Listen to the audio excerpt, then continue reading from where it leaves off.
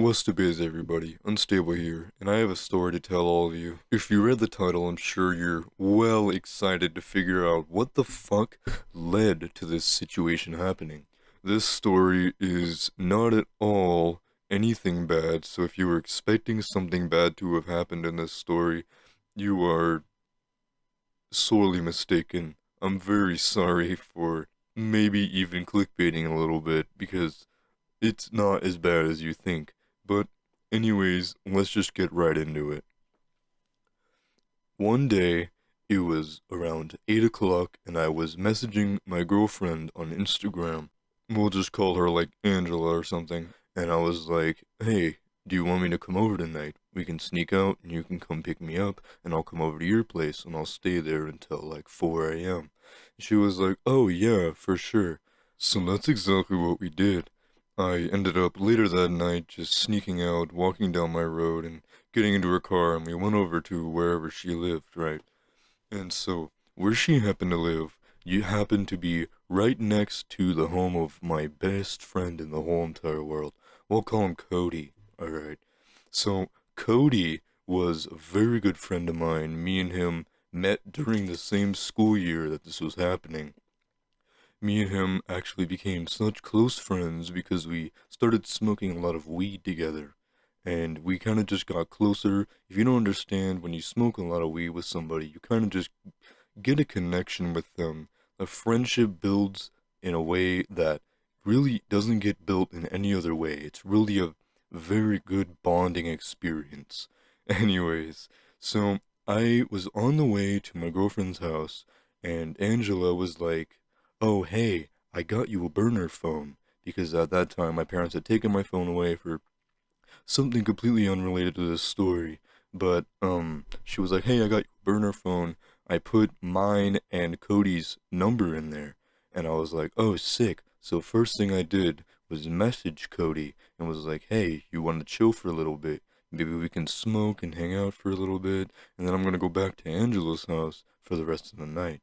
And he was like, oh yeah, word, I'm just right down the street in like the elementary school, and I'm with two other friends of ours. We'll call the man that was with us Jesse, and we'll call the other girl like, I don't even know, like Lizzie or some shit. Anyways, so he was like, yeah, I'm with Jesse and Lizzie, and they're drunk. And I was like, oh shit. So, I mean, oh well, fuck it. I guess we'll just go and like walk with them until we get back to Cody's house and whatever. Shaboom shebang, right? So I start walking, and eventually I meet up with them, and Jesse is on the side of the road, absolutely fucking passed out. And while we were chilling, I then noticed that Lizzie ended up passed out on the sidewalk as well. So I was like, well, shit, what are we gonna do now? And I tried to get Jesse up, and he just absolutely refused to get up. And Cody ended up actually telling me that the same house that Jesse was passed out in front of, he was just vomiting blood in their yard. And so this got very dark quickly for me, because I was like, what the fuck could my friends have been doing, right? So Cody ends up telling me that he was actually walking both of them home from a party that they were at, and someone brought alcohol and they were drinking, and Jesse actually ended up drinking a little too much, so he was absolutely fucking shit-faced. Knowing Lizzie, I'd expect her to have probably done some other shit, because I know for a fact she's the kind of girl to just do some other shit. I mean, smoking weed, that really doesn't really even count as something, because she wouldn't be the way she was. But anyways, so we're sitting there, and me and Cody are trying to get Jesse to get up off the floor while Lizzie is just laying on the ground. And I notice a car driving towards us through the window of another car that was right next to Jesse.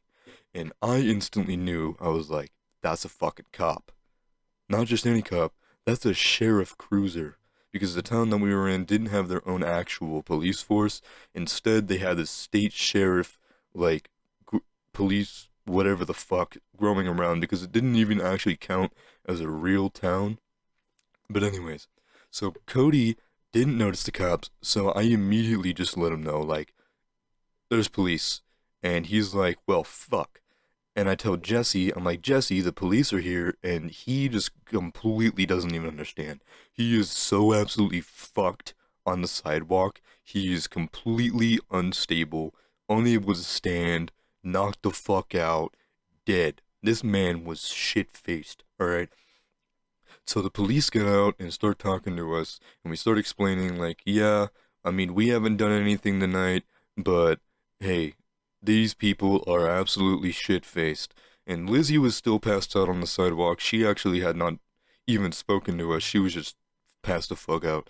So we didn't think she was as bad as our man Jesse over there, right? So the police are talking to us, and eventually Cody's girlfriend shows up. All right. Now Cody's girlfriend she's a pretty good person, all right. She's somebody that I actually knew for a while because she's mutual friends with a lot of other people that I know, right? So Cody's girlfriend comes up and she starts sitting on the ground and holding Lizzie. More police cars show up and two or three more squad cars show up, and they start like trying to figure out the situation, trying to get information from Jesse while he's passed the fuck out on the ground. We don't really even know very much information about Jesse. He doesn't have a phone number, we know. We don't really know where he lives because he lived in a different, whole ass different town than we were even at, alright? And Lizzie was actually a next door neighbor of Cody, so it wasn't even really that much of an issue to figure out where she's at. But the police are getting all this information, and then eventually, paramedics show up and start trying to get Jesse to get up and see if he's okay, and nobody at this point is paying any attention to Lizzie. Suddenly, it's almost like it's something out of a fucking horror movie. Lizzie seems to be having a seizure on the ground while she's being held by Cody's girlfriend. Lizzie is absolutely tweaking. She's like shaking and shit, and she's like pushing her head back into the concrete, and it's like absolutely terrifying. And Cody's girlfriend is livid. She's like, can someone come fucking help her? She's like, obviously something's a problem over here. And the paramedics they aren't even looking over, dude. They don't give a fuck. The police are like, telling her like, hey, you need to calm down, like, please calm down, like, we're gonna get this situation fixed. And they start talking to Cody, and so Cody is having a fucking anxiety attack because obviously there's police surrounding him, there's fucking, I don't even know, there's like two or three paramedics, two of our friends are fucking shit-faced knocked out. One of them is seeming to have a seizure, and he is absolutely tripping, right? So he is just so scared. And so I'm talking to him, and I'm like, dog, you're gonna be alright. This isn't your fault. You didn't do anything wrong. You were just trying to get them home so they would be safe, right? And the police are like, they start doing the whole thing, like, hey, like, let me shine a flashlight in your eyes, that whole fucking thing they do when they want to see if you're drunk or high or some shit like that. He, I know for a fact, wasn't under the influence of anything. I'm around him a lot, and I've smoked a lot of weed with this man, alright? So it's very easy for me to tell the difference between sober Cody and high as fuck Cody, or even a little bit stoned Cody. He was not stoned, alright? And he had absolutely taken nothing that night. I trust him with my life, bro. This man was stone sober, alright? So the police are like doing all this shit, right? And apparently, like, another police officer walks over and hands Cody an MIP, which is a minor in possession form. If you're unaware of what it is, basically, if you're caught with alcohol or if you're caught under the influence, you're handed something called an MIP, which is like basically a ticket. And it basically just says you were caught doing drugs or some shit, and it goes on your permanent record, right? And Cody starts losing his shit.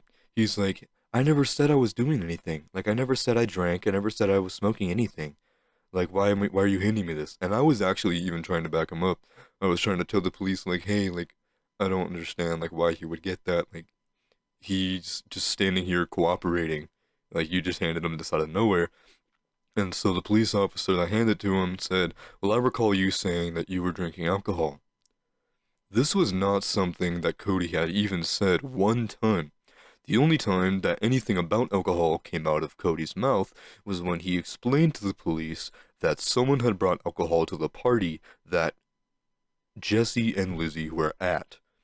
And so the police officer's like, "Oh, let me go check over my audio recording footage, and I'll come back to you in a second." So he gets in his fucking squad car, and guess what? He comes back out, and he's like, "All right, you did say that there was alcohol brought to the group, like the people in the party." And he was like, "Well, I didn't say I didn't mean that I was drinking any.